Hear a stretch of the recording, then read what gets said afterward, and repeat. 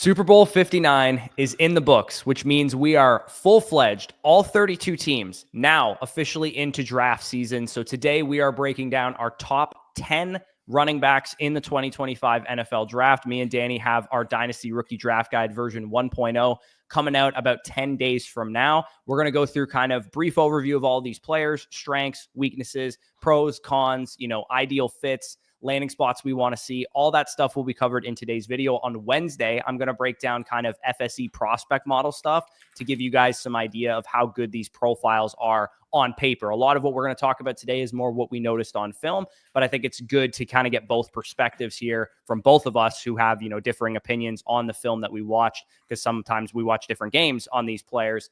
But yeah, this is going to be a ton of fun. Again, we're going to go through our top 10 running backs plus one honorable mention. And we all know where we're going to start, but we're going to go actually do we want to go in reverse order here, or do we want to start at one? I personally like starting lists from one because you go through the whole story of the class that way. I would say, like, you start off with the top, why they're there, and then you kind of work your way down. But I'll let you decide. Do you want to go in descending or ascending order? Well, we did descending in the summer because it was more of like an unveiling of like where the highest ranked player in the class was. But I think you're probably right. Most people know who the top guys are. It makes sense to talk about them, top to bottom. So let's start with the consensus RB1 for both of us and probably for everyone on planet Earth. Ashton Jeanty, running back from Boise State University. He is listed right now at 5'9", 215 pounds. Of course, we're doing this about 2.5 weeks before the combine, so we do not have official heights and weights on all of these players. We actually do have them on some who are at the Senior Bowl in Mobile, Alabama. Going to be 21.4 years old on draft night. He is a true junior coming out. Some of the strengths that both of us kind of identified is the elite balance. I mean, it's Alvin Kamara level, spoiler alert, the balance, the contact balance this guy has, the movement tools, the movement ability. He is a 3-down guy. He had great receiving production, specifically as a sophomore, and he looks very natural in space. Production-wise, I mean, he was second in Heisman voting this year behind Travis Hunter. He had an outstanding season with 2,500 total yards or whatever. And then size and athleticism, both strengths as well. Very few weaknesses. I mean, we have listed here, he fumbled the ball 9 times in 2 years. The level of competition is probably the biggest weakness that people will point to. Boise State, not a Power 5 team. He did have great games against, Oregon and some of the other big schools in the college football playoffs. And then there's some times where he has like some pass pro lapses, but we're talking about a pretty ironclad 101 top end running back prospect.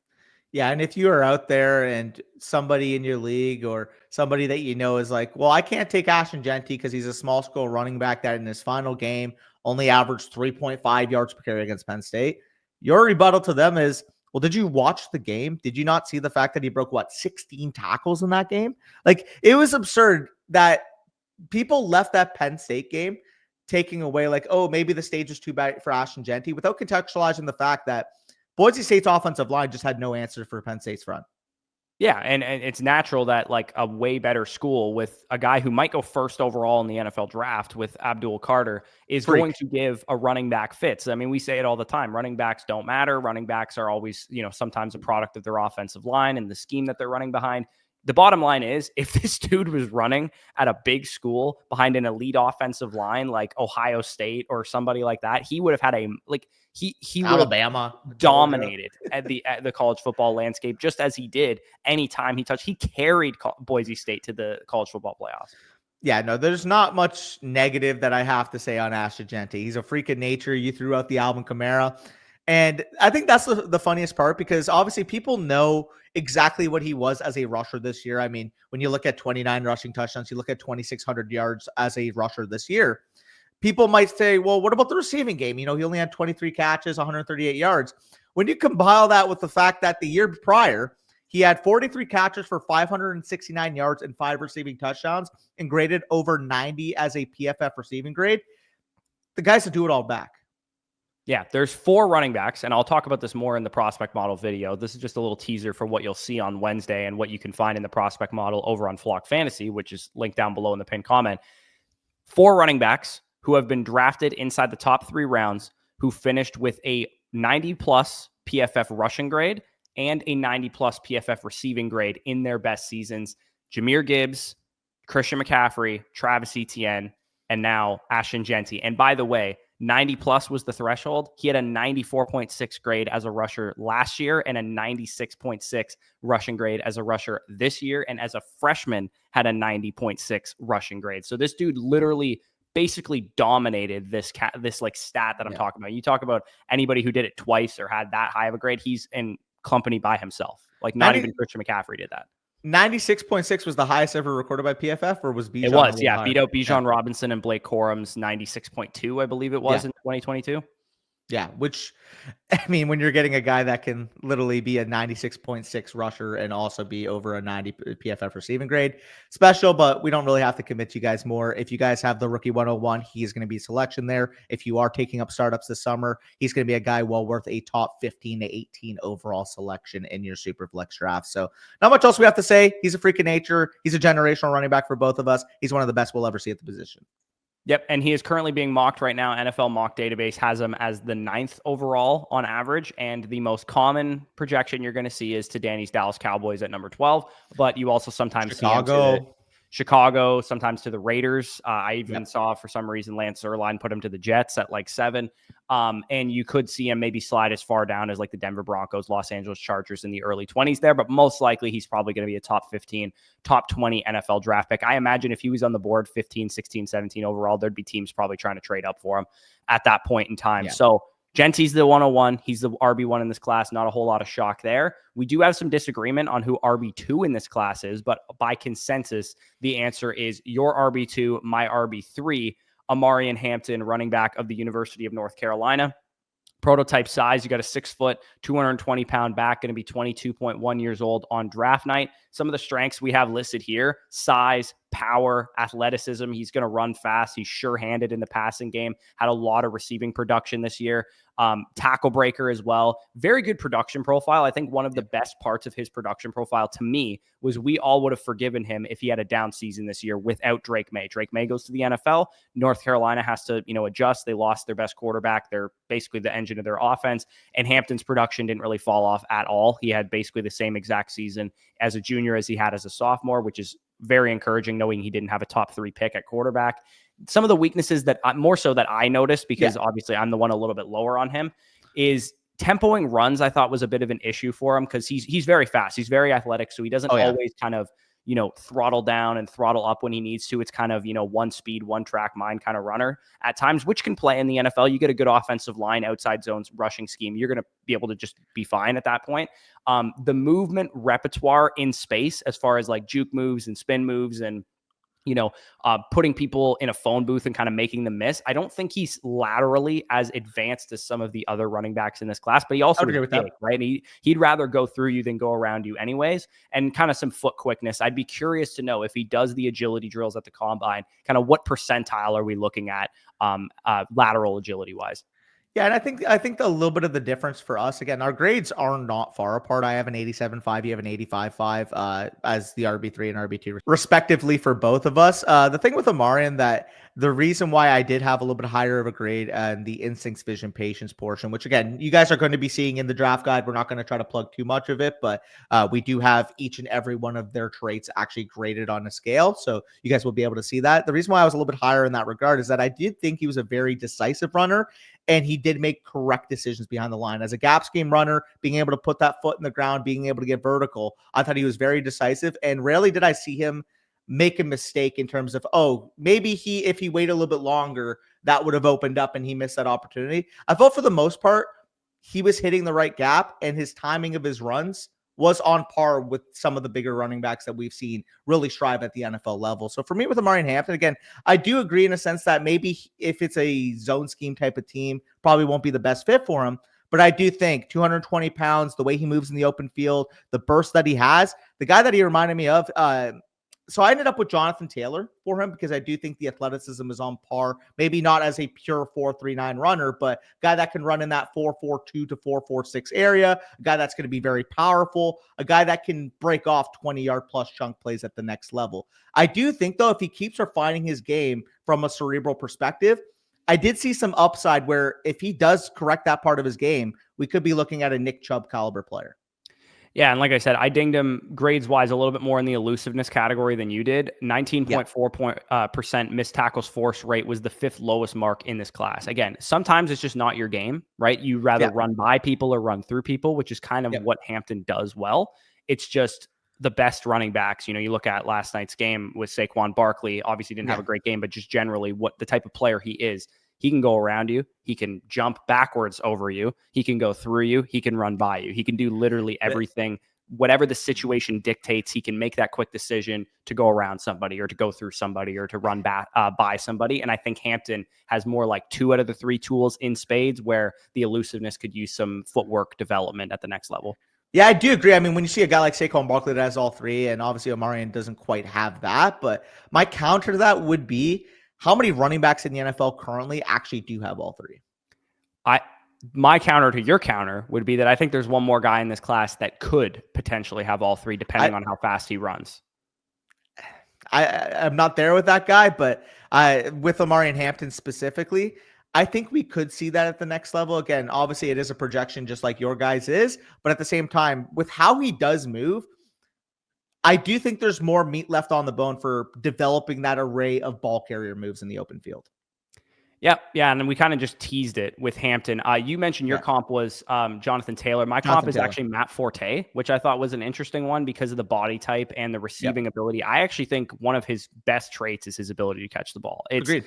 For a 6 foot, 220 pound back to have one of his best traits be his ability to catch the ball, it bodes really, really well for his fantasy production. Because obviously, in fantasy, that's pretty much all we care about at the running back position is, can you affect the game on third down? And we both kind of agree that Hampton can definitely do that in the next level. Had a great profile coming out of North Carolina from that perspective. But my RB2, your RB4, our consensus RB3, is Quinshon Judkins, running back of Ohio State, 6 foot, 219 pounds, 21 and a half years old on draft night. I kind of just made reference to it. I do think if Judkins can develop quickly at the next level, he could potentially be the type of guy that goes through you, goes around you, or runs by you. I think he has the first 2 in spades. He can go through you and go around you, no problem. The one issue is maybe he doesn't quite have the long speed, the 4.4, 4.3 speed that some people kind of want to see from him. But the thing that he does really, really well, and my favorite trait of his for sure, is subjective. So take this with a grain of salt a little bit, is I just think he has fantastic vision. I think he knows exactly where he's going. He follows his blockers. He diagnoses and recognizes cutback lanes before they even open up. I think he's very patient. His toughness is insanely good. I think he finishes every single run that he can. He's explosive. First 0 to 10 yards, I think he will be very, very fast. I don't know what his 40 time will be, full 40 yards, but his 0 to 10 yard explosiveness, I do think he has it in spades. Short yardage is just money for him. There's a reason that he was the goal line back and TreVeyon Henderson was not, is because how good he was in short yardage. And I think for a bigger back too, and a guy that didn't have a whole lot of receiving production, I think there's upside in that category. I think a lot of people are going to ding him maybe for not having like the best receiving profile in the world. But I do think if an NFL team decided they wanted to use him more as a receiver, I think he's capable of doing it. We saw at Ohio State this year, he got better as a pass protector. He got better and more natural in space. It's definitely still a concern on his profile, and I did ding him for it as well. But I do think for the most part, the role he played at Ohio State, he played perfectly. Yeah, again, could he eventually develop into like a 45 to 60 target player? Like, for example, my comp, Joe Mixon did. Joe Mixon was that type of guy too, where it's like, I do think comparatively as prospects, there weren't the question marks that Judkins has now that Mixon had in terms of his athleticism. Obviously, the reason why Mixon kind of fell to day 2 was more so off the field issues, which I'm not going to bring up right now. But with Joe Mixon, obviously what we saw him develop into at the next level. Again, nobody's going to watch Joe Mixon play and think, oh my God, that guy is faster than anybody on the field. The reason why you watch Joe Mixon play is that he makes good decisions behind the line of scrimmage and he can smash a motherfucker in the mouth. And that's what Quinshon Judkins can do. If you're running between the B caps and you get that guy going vertical, those linebackers are going on their ass. Yeah, no, he's physical as hell, man. And the patience, the vision, what I think the upside can be. This is a really lofty comparison because this guy was an excellent receiver. Brace yourself. Brace yourself, boys. Brace yourself for this one. I think he looks like a young Le'Veon Bell to me. I know that Le'Veon Bell had like 230 reception seasons coming out of Michigan State. So the prospect profile is not really comparable from that perspective, but I do think he can develop quite a bit as at the next level. I just think he's actually kind of just a raw player across the board, but everything that I saw from him at Ole Miss, because he did different things at Ole Miss than he did at Ohio State, and everything that I saw from him at Ohio State kind of proves to me that he can learn on the fly, he can develop and play a role that he needs to play. If you get this guy in a backfield behind a really good offensive line and you give him the opportunity to catch more passes than he caught in college, like if he were to go to the Minnesota Vikings or to the Los Angeles Chargers or something like that, this dude would be such a star, in my opinion. I think the ceiling is just so high that I'm willing to buy in. And everything, when you say the word ceiling, everybody throws it around, right? Everybody throws the word ceiling around. When a ceiling is truly attainable for a prospect, in my opinion, it's when you have a guy that already does a lot of things really, really well, has the athleticism and the physicality and the toughness to be able to reach his ceiling, and has proven that he's gotten better throughout his college career and is still very young. And Judkins kind of checks all of those boxes for me. Yeah, and obviously for those that are out there that are lower on Judkins, again, like for what it's worth, I do have him as my RB4. That's more so just a credit to how good this class is, because he 84.5, when you're looking at that grade specifically, again, I'm not going to say your grade or anything, but 84.5 for me would actually grade on par with where I liked Benson and Brooks, who, if you guys remember last year, I absolutely loved both those guys, and I thought both were worthwhile top 50 overall picks. So with Judkins, like you said, the intangibles that he has from a pass blocking perspective, toughness perspective, pass block or vision perspective, obviously the production there, everything is checked off. The thing that lets him down for those that are lower on Judkins would be just looking at the metrics and trying to compare them straight apple to other running backs in this class. But like you said, contextually, with the way Chip Kelly used both him and Henderson, he got a lot more of those dirtier runs, 3rd and 1, grindy, 9 guys in the box, you have to lunge forward type of shit. Yeah, and it helps that Judkins played at Ole Miss as the starting running back for 2 years before that. Because if he played at Ohio State for 3 straight years, playing the exact same role the whole time, and Henderson was there the entire time, he wouldn't have had the same level of confidence that I have in him to be able to develop in those other areas. But because I saw him do more things at Ole Miss, because he was the full-time starter, I have less concern with the fact that he split a backfield this year. I have less concern with the fact that, his missed tackles force went down, or the fact, like, you're not going to make a lot of people miss inside a rushing lane, from a numbers perspective, versus Henderson, every carry he got was like an outside zone sweep or whatever. But I mean, speaking of TreVeyon, we'll obviously talk about him in a second because he is actually our consensus RB5.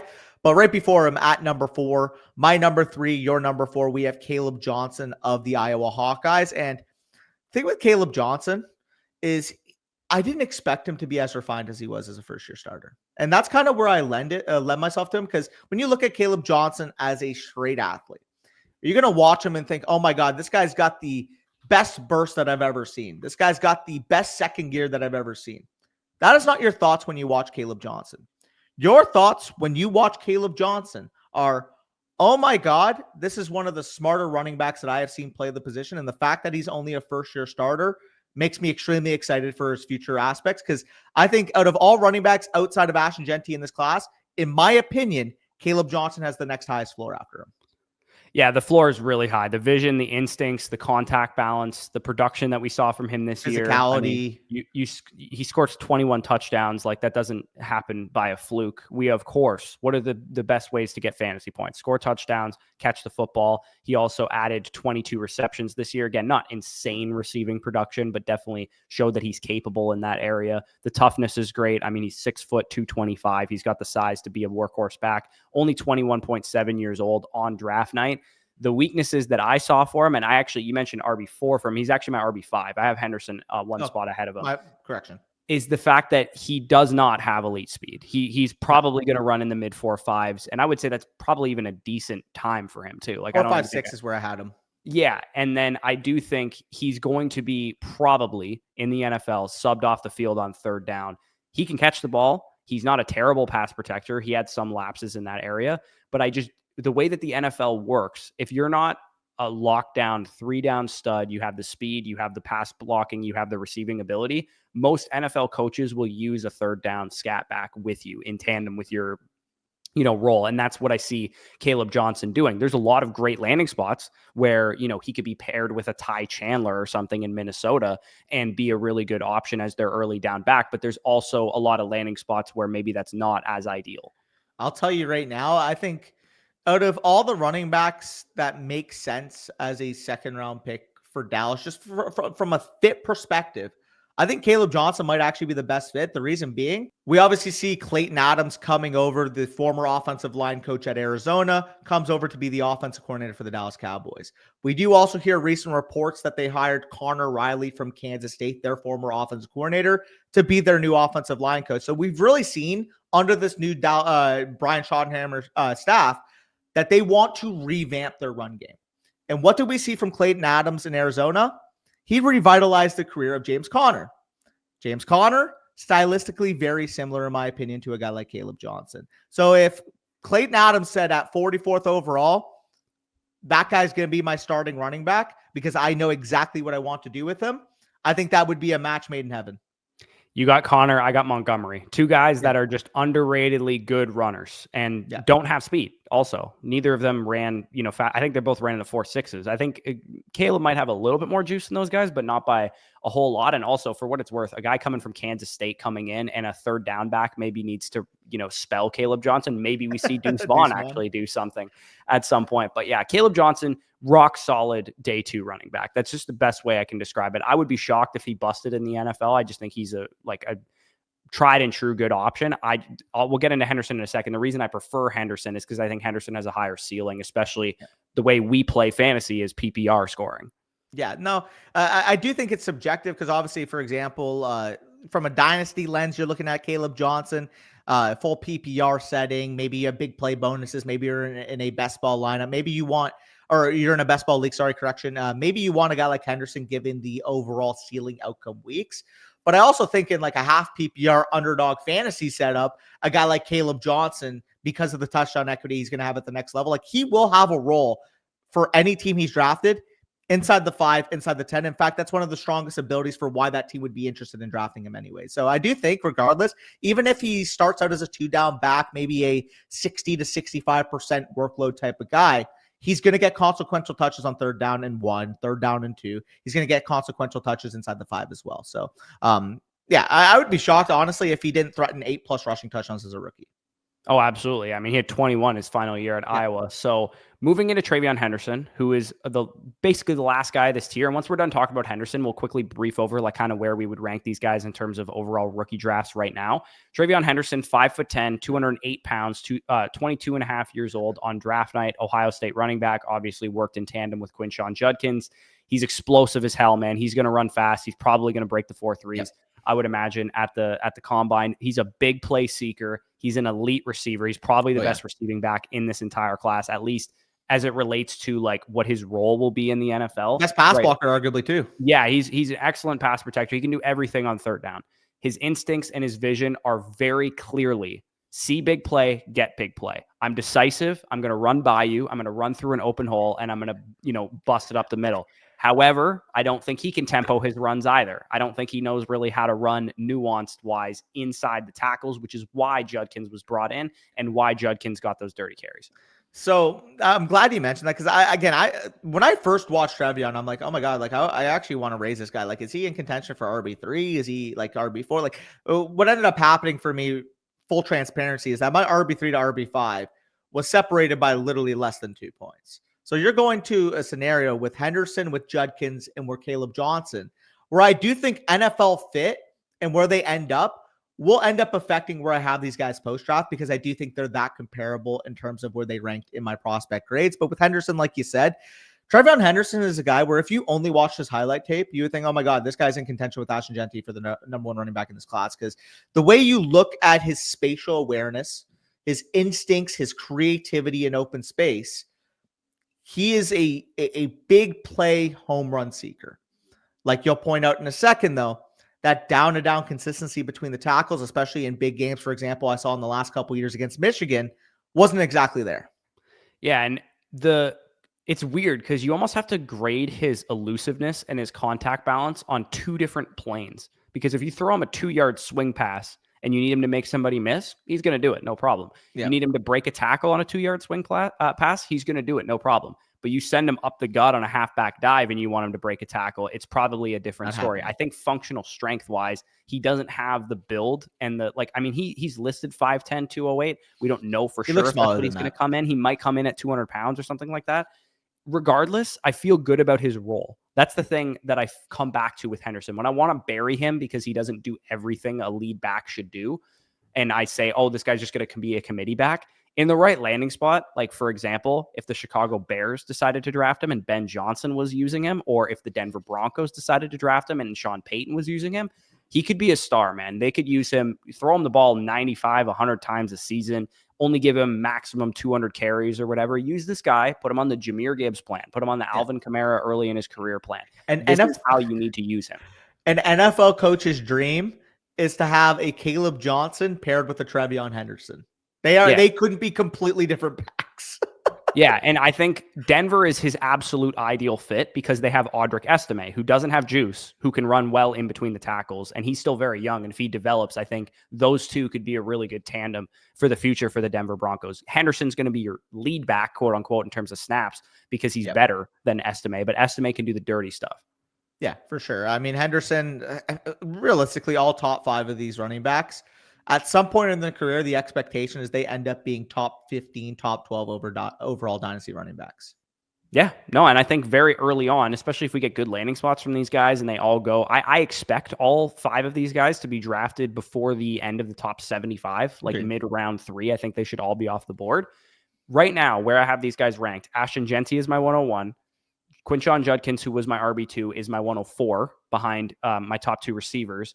Omarion Hampton is my 105 behind Judkins. And then I have Henderson with a little bit of a gap because I have quarterbacks and, Travis Hunter accounted for in there. He is my 109. And then I have Kaleb Johnson at 111 because Cam Ward's in between him there. So for me, I look at this running back class as this is the meat and potatoes of the first round.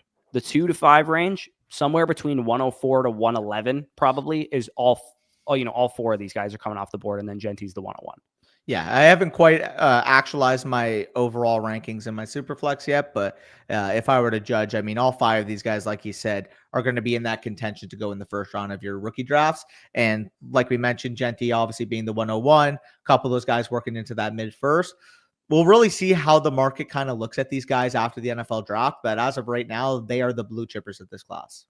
Absolutely, yeah. And we can maybe speed it up going through 6 through 10 because the asterisk here is if these guys go day 3, they're all going to probably drop. But if they go 72nd overall or whatever, they're probably all going to rise, which is, such is the case with the running back position, just like it is with the quarterback position. If you get good draft capital, you're going to go higher in rookie drafts. That's just a reality. So for me, my RB6 in the class is Ollie Gordon from Oklahoma State University. He is our consensus RB6. I have him 6. You have him 8. There's a little bit more disagreement in this section for what it's worth. There's definitely more disagreement in this section. And for what it's worth too, this section is very much what do you need? What's your flavor? What kind of offense are you running?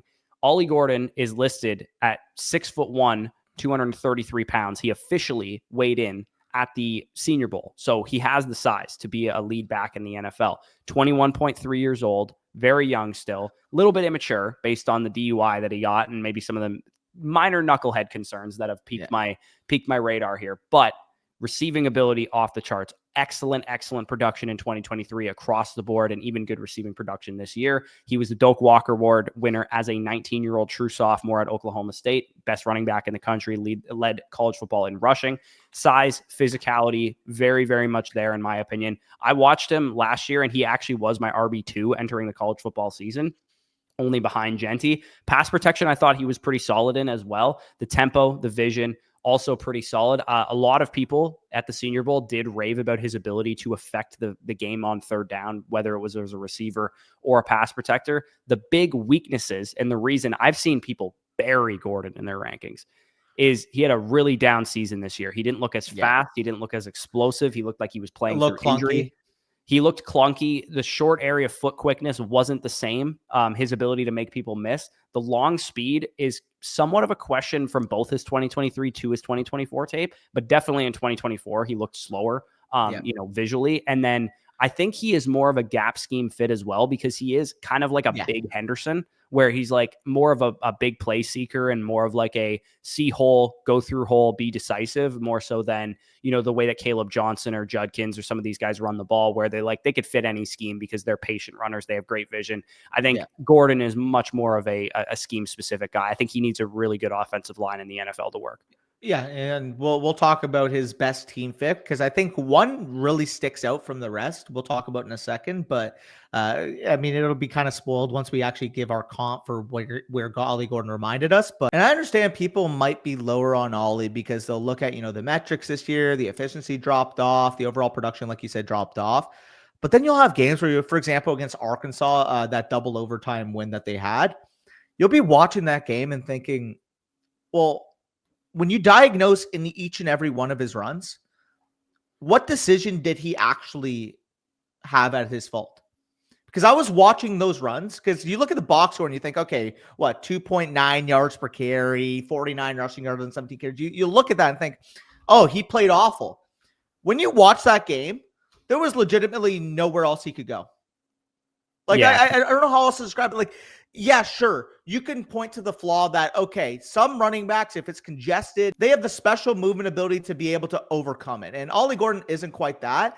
But also from a decision-making standpoint, from a vision standpoint, you watch that game and there were just no clean gaps. Yeah, his profile is really weird too, because in 2023, for example, the first 3 games of his 2023 season, he didn't start off really good then either. And then this year, it took him until week 6 or something like that to average over 4 yards per carry in a single game. Yeah.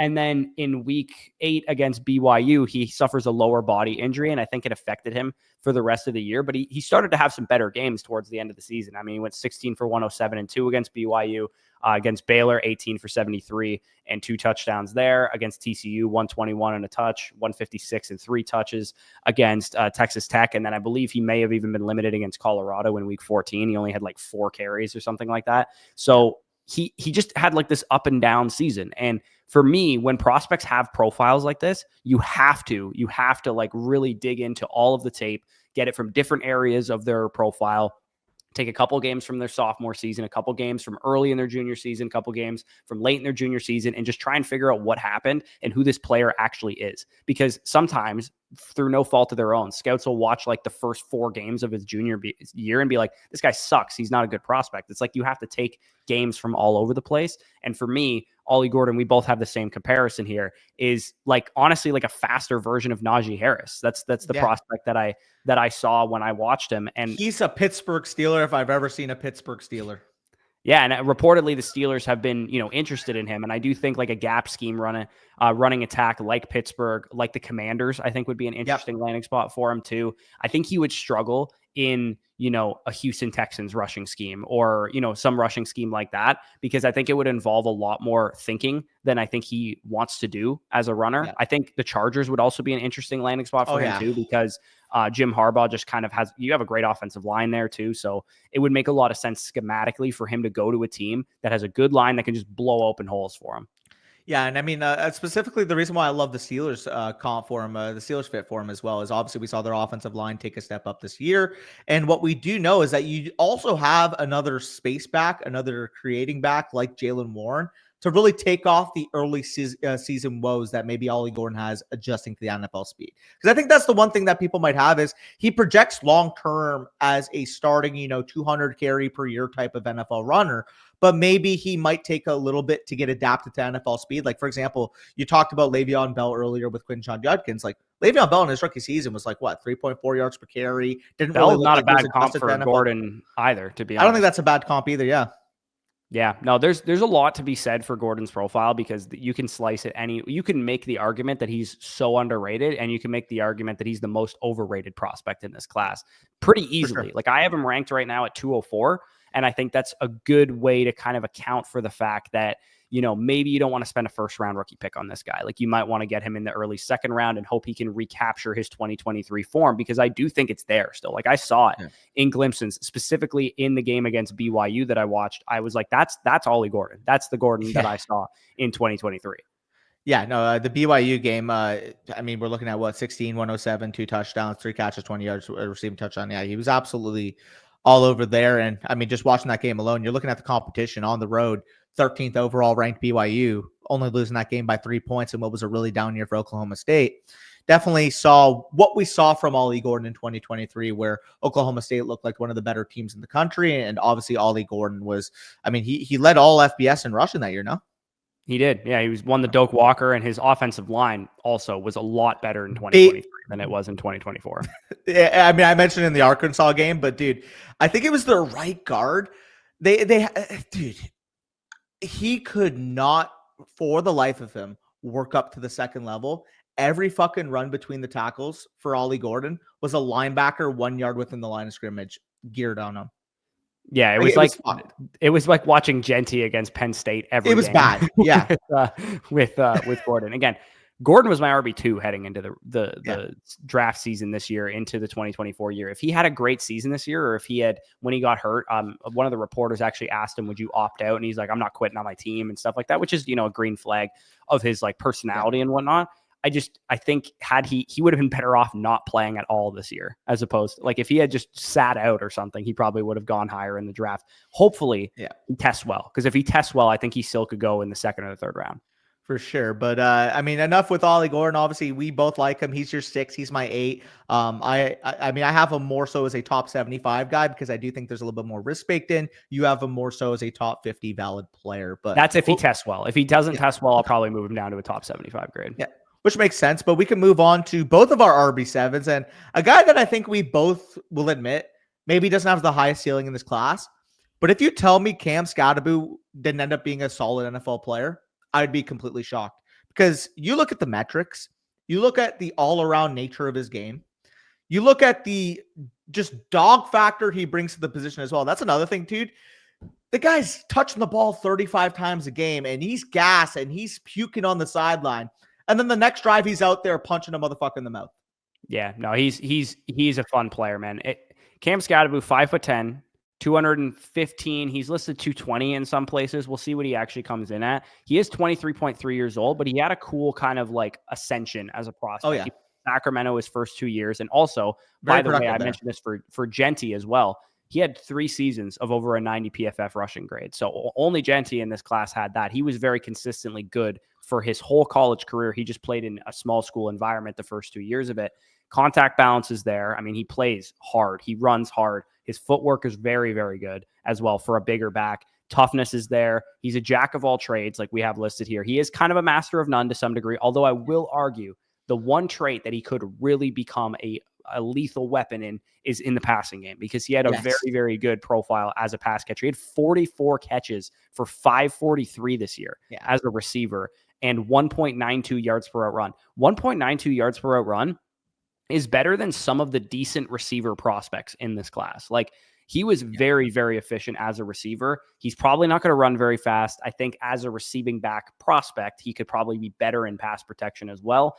And I think some of the awareness when he doesn't have the ball was one weakness that I added in. I noticed that too. He looked like, I don't know if it was like an effort thing. When he didn't have the ball, I witnessed him like kind of just like not trying as hard as when he had the ball, if that makes any sense.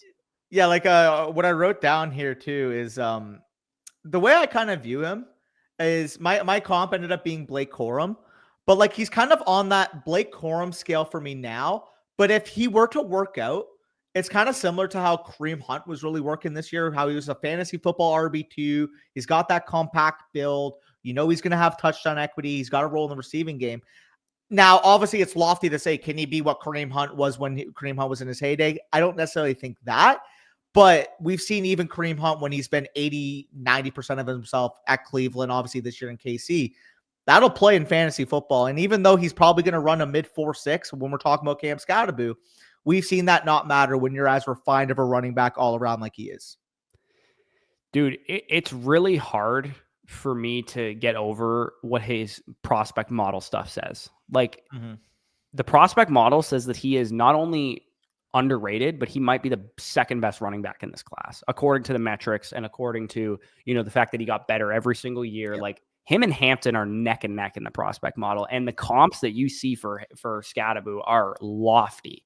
Like, Gibbs, Kamara, Dalvin, Swift, like they're doesn't move like those guys, but he doesn't play like those guys at all. I mean, Kamara maybe, because Kamara didn't have great speed and he also is a good receiver, but he's a good prospect, man. People are going to rip on him a lot. I can tell it's going to happen at some point, especially if he runs like 4.61 or something like that. But he's a good player, man. And he is going to be on a lot of my teams, I think, because if he falls to, where I have him ranked at 205. If that's about the range you have to spend to pick on him, I do think I'm going to have a lot of shares. And it's funny because I wrote one of his best team fits would actually be in KC. If they wanted to opt for Pacheco plus Cam Skattebo, I think that'd actually be a really fun combo for them if they wanted to move off of Kareem Hunt. But specifically with Skattebo, like you said, I feel like it is a sad nature. Obviously, people are going to make the jokes like, oh, the white running back. They're going to say he's the next Danny Woodhead. Or like, my comp for him is pretty good example of it. So don't take this one too much to light. I don't think it's an outrageous one. Obviously, like you would hope that he has a higher ceiling than your guy, but in terms of the fact that, the guy that you're about to talk about in a second was just good across the board, and it earned him a role with this team. Now, we're not saying that his ceiling is this guy, but also maybe the 30th percentile, 40th percentile outcome might be this guy. Rex Burkhead is the guy that we're talking about here. I think he's better than Rex Burkhead. Yes. Let me just be perfectly clear. I think he's a better athlete than Rex Burkhead. I think he's better between the tackles than Rex Burkhead was. But I think all else fails, he can be a good receiving back in the next level, and he could be a good tandem back with somebody who's better between the tackles. Hear me out. Hey, whichever Liam Cohn out there, if you want to take the McVay route and find your own Kyron Williams, it might just be Cam Skattebo. Yeah, I think I mentioned TreVeyon Henderson that the Broncos would be a good fit. I also think the Broncos would be a great fit for Cam Skattebo as well. Yeah. No, 100%. He's just a really good football player. That's kind of where we leave it at. He's both of our RB7s. If somebody wanted to say, yeah, he's my RB6 in this class, I think if you rank him in the top 5, that's a little much for me, simply because of my thoughts on the top 5. But if somebody wanted to say, yeah, he's my clear-cut RB6 in this class, I love his projection at the next level, I want to fight them on them. I think if somebody said he should be a top 64 overall draft pick, I think that's reasonable. Yeah, if someone wanted to argue him over Gordon and maybe Kaleb Johnson for me, because he's 5, because of the receiving stuff, I could get there as high as 5 for Skattebo. But I do think the NFL is going to really like him. And I think he's going to go in the 2nd round or the 3rd round or something like that. So if I had to bet like money on non-top 5 running backs in this class getting day 2 capital, I think Skattebo would probably be the best option to get that. I think that the NFL is going to like him. Yeah, and it's funny because I remember when he had that, I believe it was against Texas, when he was just running all over you guys in the receiving game, in the running game, getting people hyped. I still remember on Twitter, I posted a picture with me with my shirt off, grunting in the camera with, we stand with Cam Skattebo running the piss out of, like, he's the type of guy where if he has a big run, the entire fan base is going to be lit up because of it. Yeah, no, he's a fun player, man. He's gonna be underrated, I think, for a lot of people, and maybe overrated for some. But I really liked his game. I thought he was a good prospect, and I think he can be a contributor, potentially even a guy that wins out a starting job. And different to like maybe some of the later running backs, like RB11 through kind of 15 in this class, who are more role players. I actually do think Skattebo has a role where he could just be like a team will be comfortable with him as their starting running back. They're not going to feel like they need to upgrade, where like RB11 through 15 in this class is like, you might feel like you need to upgrade your running back core at some point. There's one guy in particular that I really like, that I really do feel like, maybe the range of outcomes is wide, but if this guy hits, I think he could be one of the better running backs in the league. But we'll talk about him in a second. Yeah, that's the main guy we disagree on, for those of you that are wondering. Yeah, Devin Neal is our consensus next guy here at RB8. We do have 8, 9, and 10 very, very close. So these guys are not even really separated by anything. It's more so kind of the reason I have Neal at 8, for example, is that I think he's very, very safe. I think he is one of the best floors of any running back in this class. He's 5'11", 220 pounds. He was listed, I believe, a little bit lower than that. Danny's just dying right now. What's going on? Sorry, I spilled coffee on myself. I might leave this in, to be honest. You could. You do quite often. Well, this one purposely, I might leave it just because it was funny. Anyways, 5'11", 220. Devin Neal, Came in a little bit heavier than I thought he was going to at the Senior Bowl. He's very elusive. He doesn't look that heavy on film. No, he doesn't. He looked like he played at like 208 or something like that. 4-year starter, vision and patience, all there. Receiving ability is there. Again, he's not like a freak show receiver, but he's definitely an above average receiving back for a guy who carried such a big workload. The build is there. The workload is there. The question that people are going to have is how fast is this dude? For sure. I know it's coming at the combine. What is this guy running the 40 is going to be a big time topic of discussion. We both talked about this when we were watching him. Sometimes the power is a little bit inconsistent for a back of this size. Again, maybe he's not actually this size on his film. And then pass protection wise, I think he could have a little bit more of a sturdy base. And I think diagnosing blitzes was a little bit of an issue for him as well. But he's still, despite being a 4-year starter, 21.7 years old on draft night. So he is young, but very experienced, which is a combo you don't see very often. Yeah, I mean, Devin Neal, rock solid player. He's your RB8. He's my RB9. When you look at the comps, the comps will tell you the story of what we view Devin Neal as, because it's exactly what he is. Javonte Williams, Jay Ajayi. Is he ever going to be a clear-cut 20 to 24 opportunity per game running back to the next level? Maybe for a year or two, but more than likely, the reason why you are valuing Devin Neal is that he could be a lead ball carrier in a committee. And our comps, Javonte Williams, obviously what we saw kind of develop in that Denver committee. And my comp that I really loved, especially from a stylistic standpoint of a big running back that maybe plays more like a smaller running back, given his footwork, given the elusiveness, I saw Jay Ajayi to his game. Committee back plus, obviously we saw Jay Ajayi in that year in 2017 when the Eagles won the Super Bowl, really came on down the stretch for them. And the thing with Jay Ajayi, obviously his career didn't end up lasting long because of some issues with his knee, but we saw when he was at his apex, when he was at his best, he's a guy that can contribute on third down. He's a guy that can win with power at times, but also a guy that isn't solely a power running back despite his size. Like I said with Jay Ajayi, he was only a 4.6 runner, but the guy made people miss in the open field, and I see that with Devin Neal. Yeah, and we're going to need to put 2 knee braces on Devin Neal because my comp for him is Javonte Williams. So let's get some knee braces on this guy because we're jinxing him right now. But yeah, I mean, the elusiveness of Javonte Williams coming out of North Carolina is why I have the comp for Devin Neal, because I do think he is very, very good at making people miss. And like a 10.1% target share in your best season, 53 career touchdowns, the all-time leading rusher for the Kansas Jayhawks. Like, he had a very decorated college career for a guy who was not a highly regarded prospect. He just came in, won the job out, and just worked. And it's really hard to be down on a prospect who just did everything he was supposed to do throughout his entire college career. Yeah, no, he's, again, there's one guy that I have higher than you that I view as a potential like long-term starting NFL RB1. But there's a lot of running backs in this range now, like a Devin Neal, where I think they're going to be a rock-solid, high-end committee contributor for the entirety of their NFL career, and maybe in a season or two, potentially garners 250-plus touches.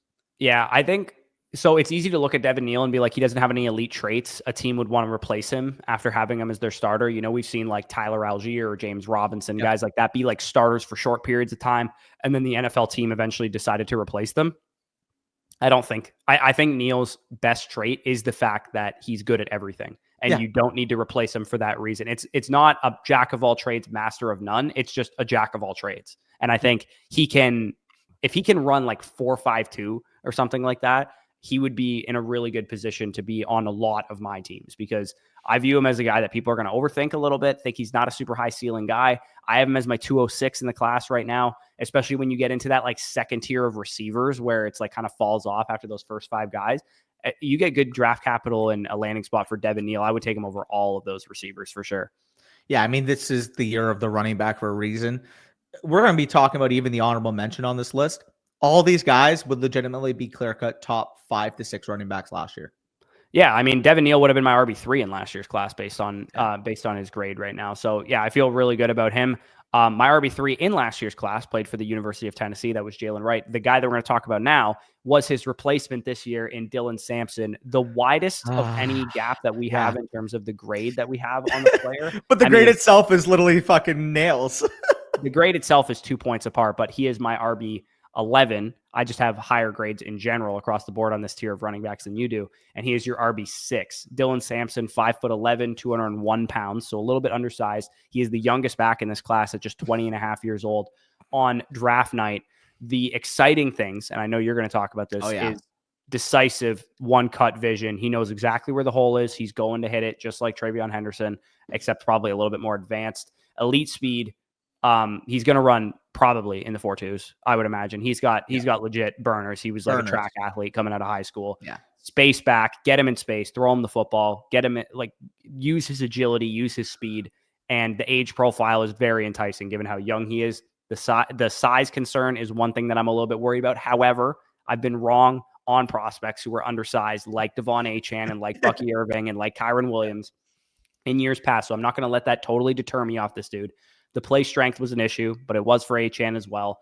Pass protection, also a bit of an issue strength-wise, and ball security. He didn't, take care of the football as much as he probably should have.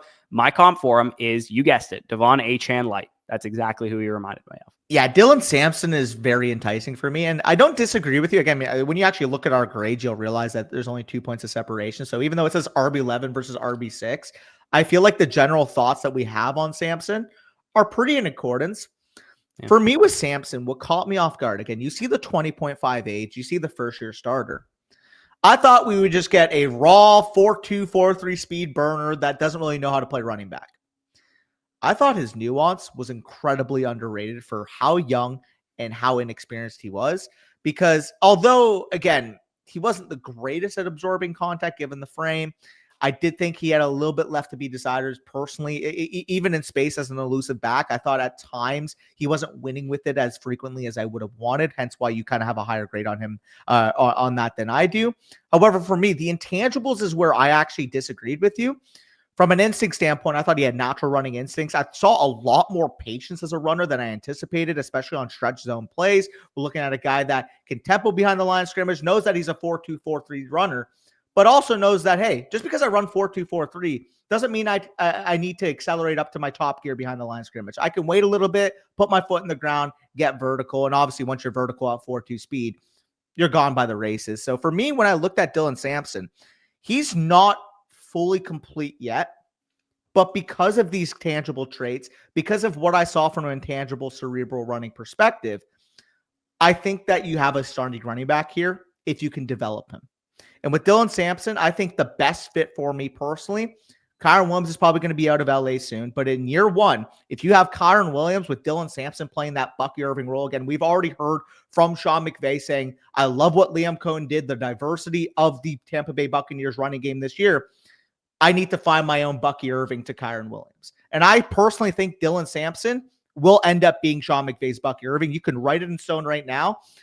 If he's there in round 2, he will be a Los Angeles Rams. Because the movement ability, like I said, the underrated toughness too. I did not expect a running back of that size, of that, like I said, first year nature. I'd expect a running back of that size in his first year to be willing to run between the tackles like Dylan Sampson was. But we did see that on display. My comp form was actually CJ Spiller. If you guys do remember CJ Spiller, maybe whether you're younger than us, a lot of you are probably older than us, but you remember back in the early 2010s, CJ Spiller, if he never had the issues that he did from an injury perspective, I mean, we saw a guy in his second year be an efficient 1,200-yard rushing player. And although he won't get the draft capital that CJ Spiller did, we saw CJ Spiller at that time, about 196 he weighed in at the combine, 4.37 speed. I expect Sampson to be even a little bit faster. And in the modern NFL, I see too many similarities to what we saw from Bucky Irving last year. Yeah, and he's even faster than Irving. I mean, I said his comp is Achane for me on film. It's like they have the exact same grade in the prospect model. Yeah. Like they're exactly the same type of prospect. You get them in space, you throw them the football. Like the difference in our grade was you thought he was better through contact. I thought he was a better receiver. You thought he had more nuance. I thought he had a worse production profile. Like it's very, very similar grading wise that we had here. Just the difference is that some of the other running backs I just liked a little bit better. But Yeah, Sampson, you get him in any kind of scheme where he can be the change of pace plus kind of back for somebody, where you get him, especially in like a Miami Dolphins type of running scheme. You put him in the 49ers offense, you throw him in the the Dolphins already have Achane, so they probably wouldn't draft him, but you throw him in the Texans offense, potentially coming from that Rams scheme with their new coordinator. I think he'd be a great compliment to Joe Mixon. I think he'd be good in really any, like you throw him in a compliment into Green Bay if they wanted to invest in the running back position. Again, the thing that scares me is like, is he going to be a starting running back at the next level unless he lands in like just the ideal primo spot? And I think it might take that, just like it did for Achane. I don't think Achane would be Achane without the Dolphins landing spot. Yeah, and I think that's a very fair rebuttal because with Dylan Sampson, he is a lot more scheme dependent than some other running backs. I am willing to overlook it a little bit more because of the youth factor here. Again, 20.5 years old with, like I said, the level of nuance I thought he showed on film just makes me extremely excited. When we're in the second round of our rookie drafts, it's about taking chances on guys that can accumulate a ton of value year one. And even if Sampson didn't fully become, let's just say he was a use sparingly RB2, maybe had 120 touches this year, I can confidently tell you that those 120 touches are going to be extremely efficient and the dynasty market is going to be salivating over him. Yeah, my comp for Sampson was almost nearly Keaton Mitchell. And Keaton Mitchell had like 8 yards per carry his rookie season. Yeah. That was like also kind of who I was thinking about with my comp, because Devon Achane light to me is Keaton Mitchell. Like that's kind of how they both play. So all those guys kind of make sense. Again, I think very, very clearly Sampson is the most landing spot dependent of the guys that we're talking about in this range. Sure. But I do think he has a very high ceiling. If he goes to the right landing spot, I mean, right now I have him ranked, I believe, just outside he's my 24th overall player. So he's like at the end of the second round for me. A lot of those receivers started to pile in after the Devin Neal area. But he does definitely have the upside to end up being like the 203 or something like that if he lands in a great landing spot. And another thing that I thought was very underrated this year specifically is you look at, a 5'11", 201 pound running back. You look at a guy that's probably going to test as a 4.28 to 4.34 type of runner. He had 22 rushing touchdowns this year. Yeah, no, he did work a lot more in between the tackles and that's what Achane did too. That's why their profiles are so similar. Is like you didn't think Achane was going to be as much of a workhorse as he was at Texas A&M, and he was. That's exactly what he did. And I think like with Achane, I mean, Achane was used as a receiver at A&M, but he didn't probably get used enough as a receiver at A&M. And I think the same is true for Sampson. I think they could have thrown him the ball a lot more than they ended up doing, even though he has a pretty decent receiving profile. For sure. But we could probably move on to the last running back that we have in our top 10 here, which is Damien Martinez. Martinez. Opposite of Sampson. Yeah, total opposite of Sampson. Damien Martinez, University of Miami, Florida running back, formerly of Oregon State. 6 foot, 226 pounds was the official size that he measured in at the Reese's Senior Bowl. 21.3 years old on draft night, so also very young coming into the NFL. First thing that I wrote down about this dude was he hasn't moved like a 230-pound running back or whatever. He has nimble feet. Size and physicality and contact balance are there, what you'd expect from a big back, but he can move very fluidly throughout the tackles when he's kind of climbing to the second level. And I think he has a very high ceiling. I think a lot of people are going to look at him and be like, oh, he's, probably not a burner. And I don't think he will be. I think he probably runs in like the mid 4.5s or something like that at the best case scenario. But I think he has a high ceiling because I think what he can do for an NFL offense is just give you a consistent churn out 6 to 8 yards every single time he touches the ball. And he kind of reminded me of anywhere between like a young Kareem Hunt for the Kansas City Chiefs to, a Ramondre Stevenson kind of running back where you're giving this guy a lot of carries because he's big and nobody's going to want to tackle him in the second half. He reminded me a lot of those guys. And I think the workload was an issue. So when you're a big back, you should probably be like a 300 touch guy in college. And he never was. So that's a little bit of a concern for him. The top end speed, like I said, I don't expect it to be super great. I think he is pretty raw on third down. I don't think you're going to see him used very much at all as a receiver. I think he can do it. Just like I said, for kind of, Quinshon Judkins or whatever. And maybe his NFL team does use him more in that area, but he wasn't really asked to do it in college. And one thing that does concern me quite a bit about Damien Martinez, and I wanted to put him higher than 10 or 9 where I have him right now, but he made a lot of mental mistakes, which I don't love to see. It kind of almost reminded me a little bit of the floor being like a Trey Sermon kind of running back, where the mental mistakes could add up for an NFL. If you don't have the burners, but you're also not consistently picking the right gaps, it's tough to be an efficient runner at the next level. Again, I do believe in Martinez. I was a little bit lower on the receiving aspect of his game than you. I mean, you had him a couple points higher than me. That's part of the reason why there was a little bit more of a discrepancy. Again, it's only 3.5 A bit of a points. projection for Grade, me too, for what it's worth. for sure.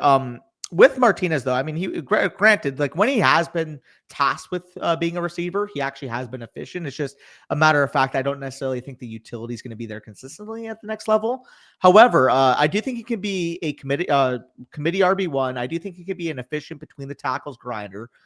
Your conform Kareem Hunt if he develops into that third down capability, which I think is very fair. Obviously, we saw Kareem Hunt be a guy that can threaten 60, 70 targets per year when he was really at his heyday. But for me, even if that doesn't develop, I look at a guy like Gus Edwards, big, physical, between the tackles runner. You put him in a gap scheme. You pair him with maybe a running back that runs in that 4-3-8, 4-3-5 type of area that can contribute on third down, and you have yourself a hell of a committee. And like we've seen from Gus Edwards, again, Gus Edwards kind of gets hated on a little bit too much because maybe a couple years ago somebody drafted him in the 4th round of their drafts once J.K. Dobbins got hurt, and that left a sour taste on their mouth. But what we have seen from Gus Edwards is that when the expectations have been low and people can just appreciate what he's been able to do at the next level, Gus Edwards has been a really good freaking back. I mean, obviously this year wasn't his most efficient year, battled some injuries, working behind J.K. Dobbins, but in that Ravens tenure specifically, I mean, he was a consistent 5 yards per carry on 150 carries per year. Yeah, no, he was really efficient. The model like Jordan Howard as a comp for him too. That's a good one too.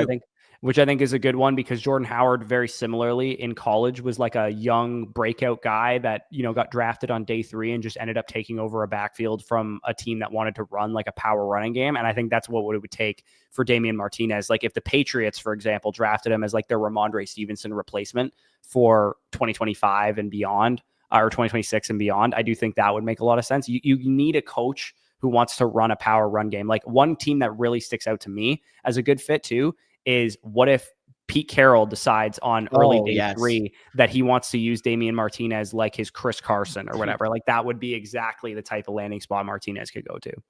Dude, I don't know if it's the dreads or not, but he just gives off late career Marshawn Lynch vibes on the Raiders. You know what I'm saying? Yeah, I think there's a couple teams that would be really good fits for him. Chargers, power run game. Las Vegas Raiders, power run game. Cleveland, I think, would be a decent landing spot for him as well. I think if you guys went cheap at running back in Dallas, I think he would make a lot of sense.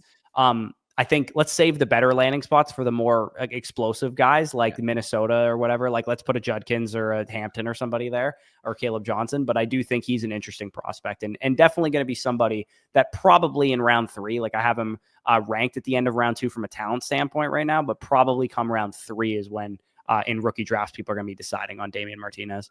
100%. And technically this is a top 10 running backs video, but we do have to mention number 11 because he is your 10. He is my 11. And I do think of the guys that we've watched so far, these 11 are the guys that we would classify as we would be willing to spend a day 2 pick on, or earlier, obviously in Jeanty's case. The guys like RB12, RB13 on are more so your early to mid day 3 guys. But the last of the guys we'd be willing to take on day 2 if we were an NFL organization is DJ Giddens of Kansas State. Now, and it's weird because you see the size profile of a DJ Giddens and you're thinking, okay, 6'1", 212, probably your prototypical between the tackles running back, workhorse running back. But when you watch DJ Giddens play, similar in the aspect of what we were talking about earlier with Devin Neal, where you look at the listed weight and it's like, okay, he doesn't really move like he's 220. DJ Giddens moves like he's 198 pounds. Yeah, I hope he's not for what it's worth when he comes in at the combine, but he's really good in space. He has active feet. Fluid. Ball carrier moves wise, yes. I think he was the best, one of the best at chaining them together. Like you throw a juke move, like if you're playing Madden with somebody and you throw a juke move plus a spin move plus, whatever, he does that very, very well. He was really efficient in college. He had good leg drive and contact. I don't think he's like the best through contact, but when he stacked up a defender and had to push the pile or whatever, he was capable of doing that. Long speed, question mark. I don't know how good it's going to be. He's impatient. Is one thing that I wrote down. I don't think he tempos his runs very well, and I think he kind of just wants to hold to open up before it's ready. Pass protection instincts were lacking for me too. Yeah, instincts were lacking a little bit. Similar to Martinez, I think there was just some mental errors that he didn't wait for a cutback lane to develop. He didn't follow his blocks, whatever the case was. Pad level was also, he runs a little bit high as well. So there's some concerns. And the good play, you watch a highlight tape at DJ, you're going to think he's much better than he actually is. Let's just put it that way. You go to a highlight tape and go to the comments section, and everybody thinks he's like elite, which is true on a highlight tape. But down consistency is a big issue for him. Yeah, I mean, like when you're talking about the pros, obviously with DJ Giddens, open field creativity, third down ability, obviously big pluses. You're also combining that with the fact that in his profile, he won't be 22 until the start of the season and has 2 years of production at Kansas State. However, it's just more so an aspect of, can he land in a landing spot that maybe isn't as pressing in terms of the intangible nature of his game, because I don't think he's quite developed in that regard. Hence why my comp for him, I have him listed as a third down back as of right now, and I do think that the best comparable for him is kind of the trajectory we saw from Kenyon Drake, where when Kenyon Drake got drafted, kind of used a little bit more sparingly, had those ball carry moves, had a little bit of a receiving profile, and then finally in his second stop in his NFL career at Arizona, we saw that big breakout season, I believe in 2020? Yeah, so this is tough because in fantasy, we don't really like to hear this about running back prospects, but like I think by year 2 or year 3 of DJ Giddens' NFL career, he could be a lot better than he is as a rookie, which is why my comp for him was Chuba Hubbard, because I think Chuba Hubbard took a couple of years and was raw coming out and needed a few years to learn behind a veteran, maybe get a couple, snaps here and there. Like I think what Chuba Hubbard's rookie year, he's behind Christian McCaffrey. Like he wasn't going to be a lead back right away in the NFL. And I think Giddens going to a landing spot where, let's say he could go, you mentioned here, he could start as a third down back in Miami or something and work like Kenyon Drake did. If you got him in a similar scheme, like behind Joe Mixon in Houston, for example, and he got to learn from a pros pro like Joe Mixon, or learn from a pros pro like James Conner, Josh Jacobs, somebody like that, Dave Montgomery. Obviously, some of those teams don't need running backs. I'm just saying, like a guy who knows what he's doing could teach him a lot. Yeah, 100%. I mean, even if we're looking a little further down, like Washington would make a ton of sense. Yeah. Maybe their plan isn't to move, or maybe their plan after Brian Robinson's contract. I actually think it's one of the better landing spots he could go to. I agree. I think that would make a ton of sense because you can learn from Brian Robinson. Obviously, Brian Robinson is a sturdy, but like not spectacular running back, if you will. Like he's a fine top 15 to 20 level starting running back in the league. You let him learn behind a guy like that. That's going to be a consistent between the tackles guy. And you still have that level of creativity that DJ Giddens brings in third down packages. Because, I mean, we got to assume that they're just not bringing back Austin Eckler, right? Yeah, I think any landing spot that DJ Giddens goes to where the running back ahead of him on the depth chart is on the last year of his rookie deal would make a lot of sense, or last year of whatever deal he's on would make a lot of sense. So like Mixon, last year of his deal, Brian Robinson, last year of his rookie deal, Isaiah Pacheco, last year of his rookie deal. Like if you go put behind him, a guy like DJ Giddens, and give him half a year or full year to develop, I think that would make a lot of sense for Giddens. So he's kind of the final honorable mention. Like you said, he is kind of similarly graded to a lot of these guys, and I actually have him ahead of Sampson. So that's why he needs to be mentioned here. Yeah, and real quick, I mentioned the Eckler spot. So they have an out going into this year. Eckler made 3.17 in 2024. Washington can get out of his contract, which is what I think they will end up doing, because he has a cap hit of $4.9 million if they do bring him back. But of course, if they don't bring him back, you just eat $1.5 million. You carry $3.5 million to potentially add a roster around Jayden Daniels, and then you add a guy like DJ Giddens, round 3, round 4. I think that's probably their best outcome this offseason. Yeah, for sure. So there's more running backs in this class. We can't get to them in this video. I mean, we went like an hour and 10 minutes just on the top 10 guys. All of these guys we broke down in depth in our draft guide, which will be coming out about 10 days from when you guys are watching this. You can get access to it by heading over to flockfantasy.com. Use the promo code FSE for any of the packages. You sign up for an annual package that'll cover you for this rookie draft cycle. It'll cover you for the redraft cycle, and you'll also get a free voucher to use on a team review and a buy, sell, hold report, which is a new feature where we give you guys personalized trade advice based on your league using our My Teams feature. So definitely take advantage of that offer. The buy, sell, hold report and the team review themselves as a la carte purchases are basically the amount of an annual subscription. So if you sign up for an annual subscription, you get both of them for free, and you get access to the site, all of our rankings, all of our draft guides, all the databases, the prospect model, which I will be covering in depth on Wednesday's video, breaking down the running back class. We will be doing the same thing for wide receivers later on in the week, early next week. So definitely tune into all that stuff. But like, comment, subscribe if you enjoyed this video as well. But with that being said, peace out. We'll talk to you soon.